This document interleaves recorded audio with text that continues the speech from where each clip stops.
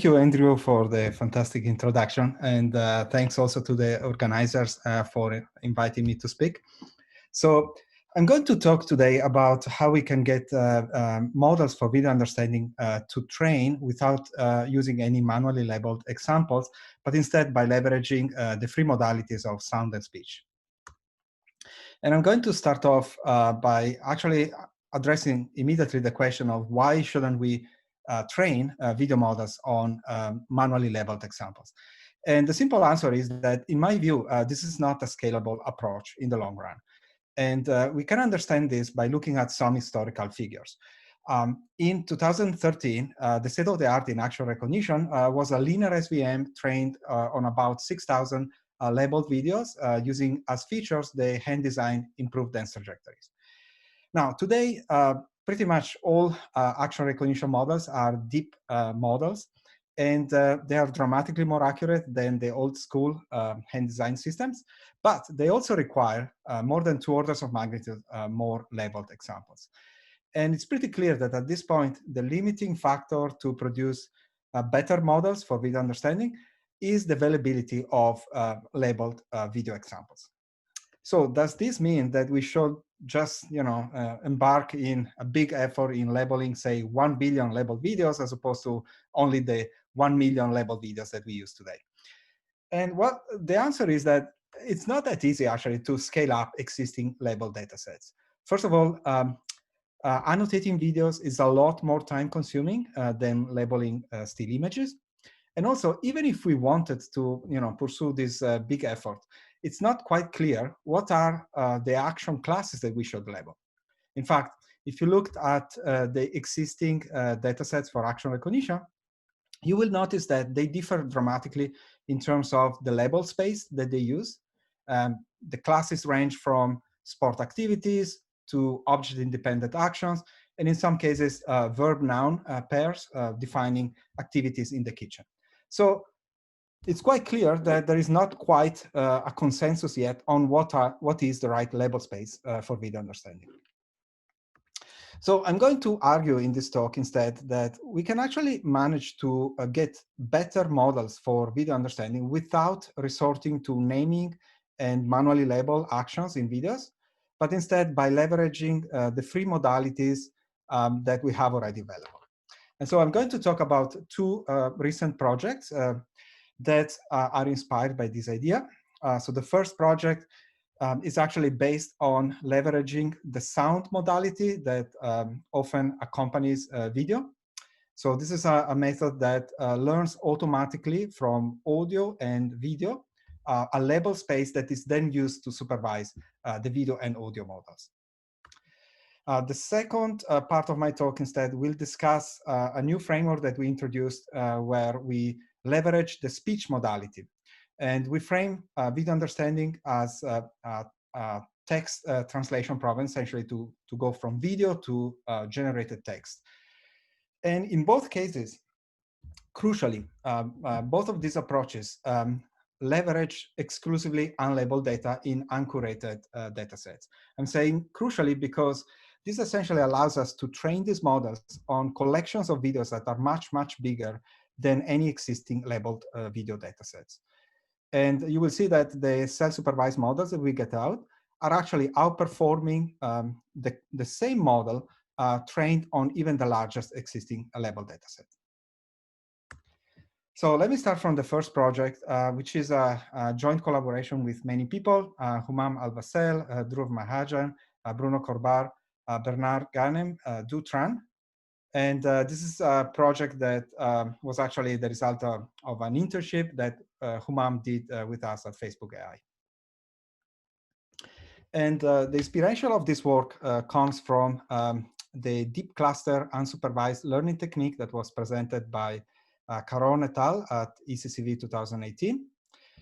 They noted essentially that it's possible to learn very good generic features for image analysis by training a single CNN alternatively between the problem of clustering and classification. So essentially, they propose to split the learning into 2 learning stages that are iteratively applied. The first learning stage essentially uses the features from one of the deep layers of the CNN as samples for unsupervised clustering by k-means. Then in the second stage, the cluster IDs that have been learned on in the first stage are used as pseudo-labels to supervise the same CNN, but now on the task of classification. So in other words, the same ConvNet is now fine-tuned to recognize the cluster IDs that are learned during clustering. And they show that this simple technique, even just starting from a randomly initialized ConvNet, leads to features that are actually very good on a bunch of downstream tasks. So inspired by this simple idea, we tried essentially to adapt deep cluster to the multimodal setting involving videos with associated audio. And we came up with 4 different schemes that I'm going to present next, and I'm going to discuss the pros and cons of each configuration. So the simplest approach, of course, is to actually train separate models for audio and video. So in this case, you have essentially a visual encoder that operates on RGB frames. In our case, it's a R2+1D network, which is a particular form of 3D CNN. And then we have a completely disjoint audio encoder, which in our case is a 2D ConvNet trained on MEL spectrogram of audio. And then on top of each encoder, we have a classification head. And we train the classification head, in this case, to recognize the clusters learned from the same modality. So in other words, the visual classifier is now trained to recognize the visual labels of the clusters learned from RGB. And the audio classifier is trained to recognize the audio clusters. We call this single modality deep clustering. And of course, the downside of this approach is that there is no cross-modal learning. So this problem is addressed by the next configuration, which we call multi-head deep clustering. And it's a simple change. We simply add a second classification head to each network. And this second classification head is essentially now trained on the clusters of the other modality. So essentially now the visual model is trained to predict both the visual and the audio labels from RGB frames. And the audio model is now trained to recognize both the visual and the audio labels, but now from the audio signal. We also have a third configuration, which is called concatenation deep clustering. This is cool because it's essentially learning a single label space common to both audio and video. And this is done by running k-means clustering on the concatenation of audio and visual features. And then we use this label space to supervise the 2 classification heads. And okay, we have a fourth configuration, and pay attention to this one because this is actually the one that ended up working the best. So we call it cross-modal deep cluster, XDC.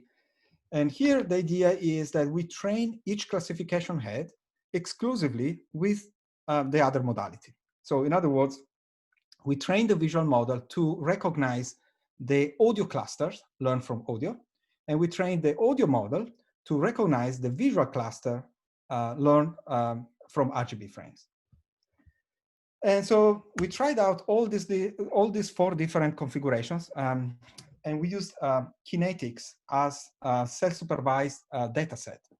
As you know, kinetics is actually an action recognition data set with action labels, but for this experiment, we did not use at all the action labels. We just used it as a repository of videos.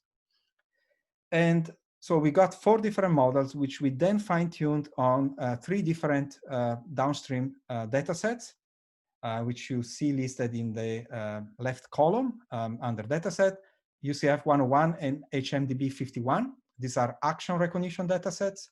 So in this case, we fine-tuned the video models or the video networks of the 4 models. And ES50, it's an audio classification dataset. So in this case, we fine-tuned the audio network of the 4 models. And so from this table, there are a couple of things that I want to point out. So the first is that all 4 self-supervised models outperform greatly the same model learned from scratch on the 3 downstream datasets.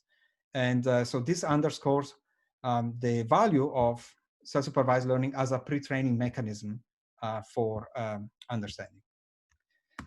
The second result is that, well, the multimodal variants of our approach do a lot better than single deep cluster, single modality deep cluster, which is instead trained separately on each modality. And this highlights the importance of multimodal learning in self-supervised learning. And also, as I mentioned earlier, XDC clearly does better than the other two multimodal variants of our approach. And this is interesting because XDC is, like the most extreme setting where each network is actually trained exclusively with the other modality. So based on these results, we selected XDC as the model of choice, and then we carried out more experiments with it. So the next experiment is essentially a study where we varied both the type and the size of the pre-training data. And we also compared XDC with a fully supervised pre-training done on the same data sets, but using the labels that are available on these data sets. And again, we evaluated everything with respect to the downstream data sets of UCF 101, HMDB, and ES50. And again, so a few things to notice here. First of all, the bigger the pre-training data set, in general, the better the downstream performance. The other thing you can notice here is that XDC does better on audio-rich data, such as, for example, the audio set videos, as opposed to the kinetics videos. This makes sense because, for example, XDC learns video models essentially with the audio supervision, audio-only supervision, so it makes sense to actually use audio-rich data. But the most surprising result that I want to stress here is that, well, actually, self-supervision does better than fully supervised pre-training. So XDC trained in a self-supervised fashion using 65 million unlabeled videos does better on actual recognition than the fully supervised model pre-trained with all the kinetics labels and then fine-tuned on UCF 101 and HMDB. And this is a remarkable result because UCF and HMDB actually overlap largely in terms of classes with kinetics, and kinetics is indeed the largest existing labeled dataset for action recognition. And so this shows that learning automatically the label space from bigger collections of unlabeled video is more effective than actually relying on fully supervised pre-training, even when using large datasets like kinetics. So one natural question is, well, what's the label space learned by XDC? So we can get some insight by looking at the audio and the video clusters that it learns, and specifically by looking at the clusters that have highest purity with respect to kinetics labels. So in other words, the clusters that align best with the existing kinetics classes. And that's what I'm showing here. So on the left, you see clusters learned from audio. On the right, you see clusters learned from video. And it's interesting to notice that the first audio cluster and the first video cluster are actually both about musical instruments. But if you actually look at the kinetics label distribution within each cluster, you see that in the case of the audio cluster, it's essentially grouping instruments that have similar sounds. Whereas in the case of the video cluster, it's grouping instruments that have similar appearance, like, for example, guitars, all kinds of guitars. Other interesting clusters are, for example, cluster number 10 here, which groups together motor engine sounds, and visual cluster number 4, which instead groups together different swimming strokes. Now, if you look at the clusters that have lowest purity with respect to kinetics labels, you will see that they seem to make little sense semantically if we look at them through the lens of kinetics labels. But it doesn't really mean that they are not useful for self-supervised learning. And in fact, one of the primary motivations behind this approach is precisely to go beyond the hand definition of classes and instead let the algorithm essentially discover the best label space for video and audio understanding. So this concludes the first part of my talk. So let me jump into the second one right away. So the second one is the result of a collaboration with my Facebook AI colleagues, Bruno Corbar, Fabio Petroni, and Rohit Girdhar. And the idea behind this work stemmed from the recent introduction of the How to 100 Million dataset by Nick et al. This is a very large collection of video clips that were sourced from narrated instructional videos on the web. They show humans performing and describing in narration a large variety of activities ranging from knitting to fixing bikes to making arts. Each video comes with a transcribed narration in text form, but I want to point out that this narration or this text is actually automatically obtained. So there is no manual labeling at all. And the entire collection is actually uncurated. Nevertheless, this is great repository for supervisory signal to train video models. And in fact, the authors of the dataset have shown that if you train a joint multimodal embedding of language and video on this dataset, you can actually learn a very rich semantic representation of video, which does really well on a bunch of downstream tasks. And they propose to use a contrastive metric learning approach to learn this multimodal embedding. And this has also been used in prior work using other modalities. And so the idea is basically to learn a mapping to a common space, both for video and text, such that in this embedding space, positive pairs have small distance and negative pairs have large distance, where by positive pairs, I mean video and text taken from the same temporal segment, and negative pairs are video and text taken from different segments or even possibly unrelated sequences. However, the problem with contrastive learning is that it has been shown that the quality of the learning really depends on how you choose your negatives. For example, if you sample only easy negatives, which are pairs where the video and the text come from completely unrelated sequences, then the learning becomes too easy and it produces uninformative gradients. On the other hand, if you actually only rely on hard negatives, which are pairs where the video and the text come from neighboring overlapping sequences, then this makes the optimization too difficult. So the other big problem with contrastive learning is that, well, in order to be effective, it requires large batches of negatives. And this is really problematic in the case of video because, well, we are effectively limited by the GPU memory, and we can't really fit many videos in a batch. So to overcome these two problems, instead, we propose a new framework which frames multimodal learning as machine translation. And so we train essentially a machine translation model to translate video into text. So we view essentially video just as another language that we want to translate into English text. And the benefit of this is that it only requires positive samples for training. And so it completely eliminates the need for negative sampling, and it also eliminates the issue of small mini batches that impair contrastive learning. Now, obviously, training a model to predict the narration from just visual input is an impossibly difficult task. So we ease this task by feeding as additional input a noisy version of the narration itself.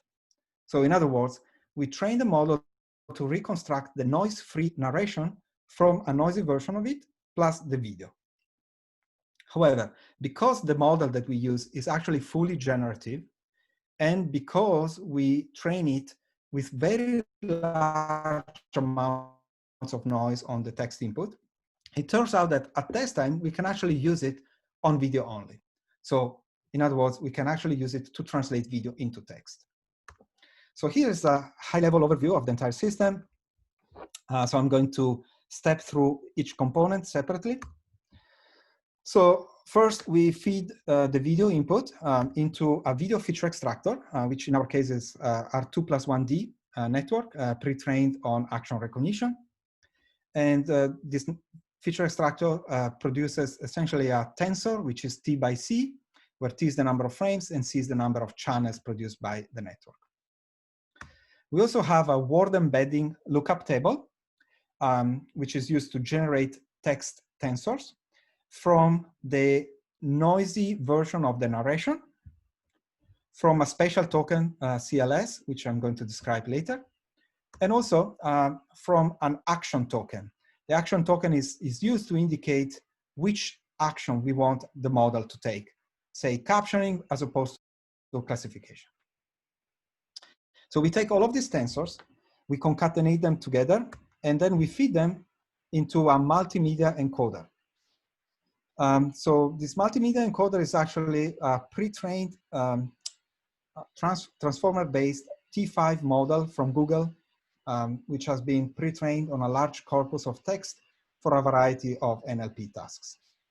The novelty here is the fact that we feed not only text embeddings into this encoder, but also visual embeddings coming from the feature extractor.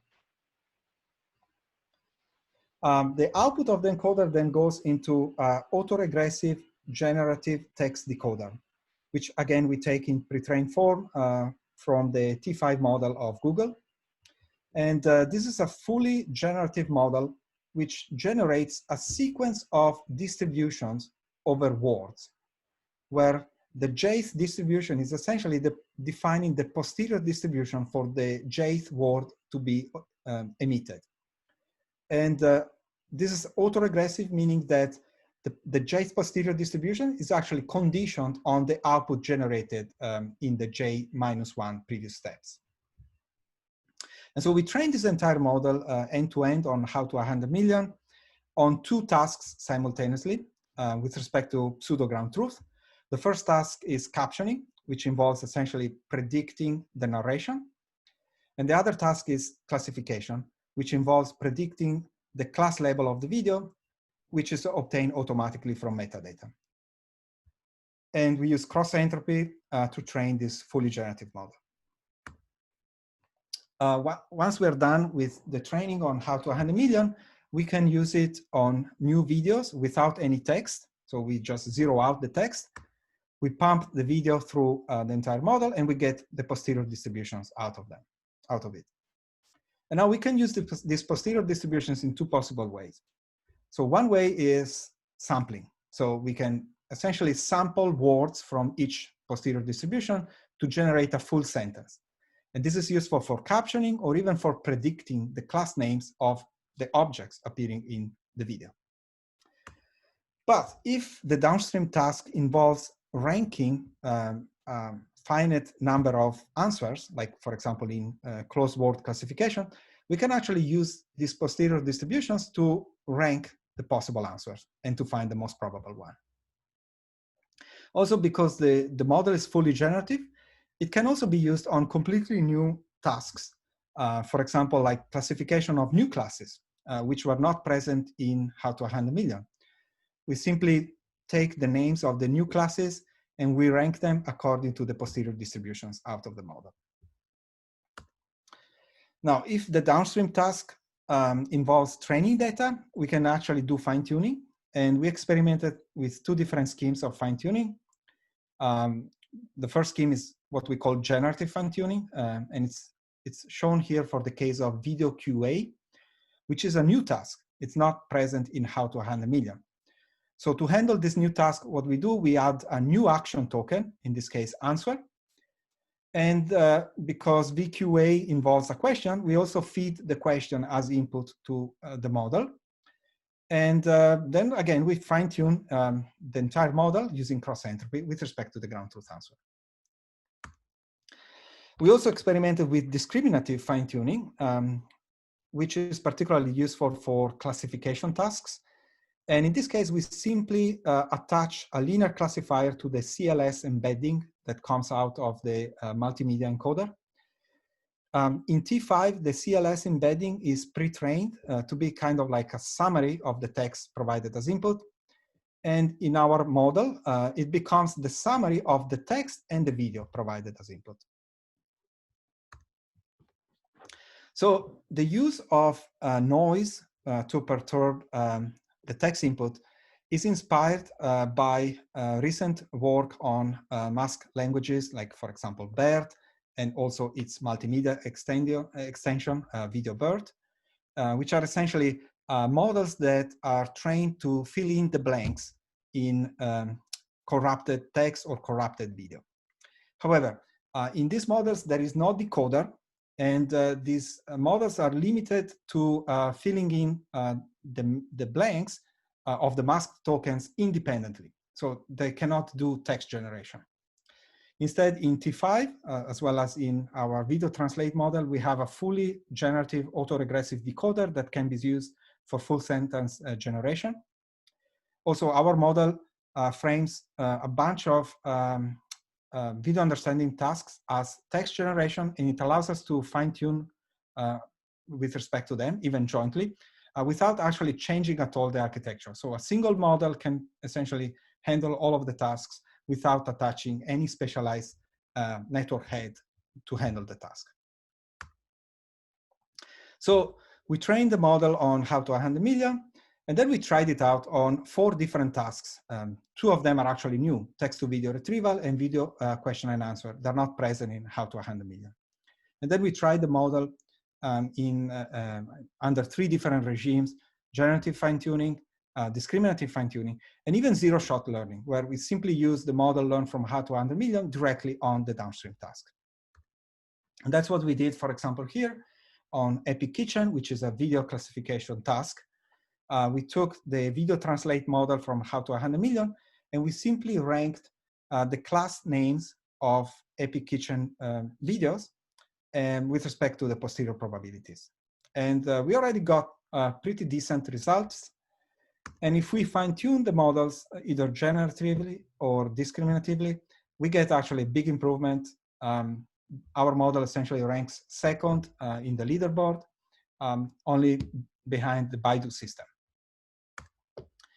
And the other thing I want to comment on is that it does a lot better than the R2+1D34 model fine-tuned on Epic Kitchen. This is an important baseline because R2+1D is the feature extractor that we use inside our system to represent video. And so this big gap separating these models illustrates that, yeah, our model does a lot more than using this strong video model. Also, we got the best results on the unseen kitchens split of Epic Kitchens. This is a test split used to assess generalization performance. We also tried our model on captioning tasks on 3 different benchmarks. We get the best results in the literature on UCook2 and TVC, and we are close 2nd on MSR VTT.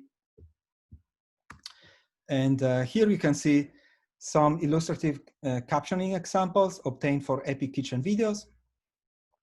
And even though there is a big domain gap that separates Epic Kitchens from how to 100 million, we can see that the captions that we get out are actually fairly plausible, and in some cases, fairly close to the ground truth.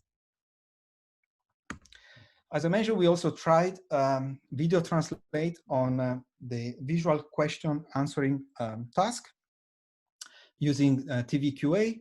And on this benchmark, we get the best numbers under both standard evaluation protocols. So to conclude, I hope I convinced you that self-supervised multimodal learning is a very good alternative to manually labeling billions of videos. In the first part of my talk, I presented XDC, which is a simple but effective technique to learn automatically the label space from video with audio. Our XDC pre-trained on 64 million unlabeled videos already outperforms the same model fully supervised on kinetics. And in the second part of my talk, I presented Video Translate, which is a new framework that casts video understanding as text generation. And I argue that it provides 3 fundamental advantages. First of all, it bypasses the problem of negative sampling, which instead impairs contrastive learning. we can use the same exact model without any change or any addition of network heads on a variety of video understanding problems. We can actually train the single model on many, many different tasks. And finally, because our model is generative, we can actually transfer well to even novel tasks and even without any form of fine-tuning. So this concludes my talk, and I'm happy to take questions, either live or via the text chat. Thanks, Lorenzo. So there are a few questions in the chat. So let's go through a few of those. I'll unmute you when I go through your question so that you can ask follow-up questions. The first is from Zhu. Zhu asks a question about deep cluster on downstream tasks. How do you utilize the audio in the downstream tasks? For example, UCF 101, not all videos have audio, and lots of audios are irrelevant to the video content. For example, background music. How do you fine-tune tasks that are in the paper? Yeah, so we use audio only during the pre-training of the model. So for the fine-tuning, actually, we just operate directly on the video in the case of action recognition, or we operate only on the audio in the case of ES50 audio classification. So we specialize essentially the model to operate on a single modality. Great. And the next question is from Valentina. Did you try to evaluate network features for downstream tasks without fine-tuning? For example, using a k-nearest neighbor? I suppose that she refers to the first work. Yes, so we have experiments without any form of fine-tuning, just by training a linear classifier on top of the pre-trained features. And it does quite well, not as well as obviously the fine-tuned models. Okay, the next question is from June Lee. Similar with the question above about audio, in the XDC paper, for action recognition downstream task, are the audio features used? If then, how are the audio and visual features fused? Yeah, as I mentioned earlier, we did not include a multi-sensory classification experiment. I think it would actually be very interesting to look at that. Okay, I'm not going to do follow-up questions because we're running a little bit over time.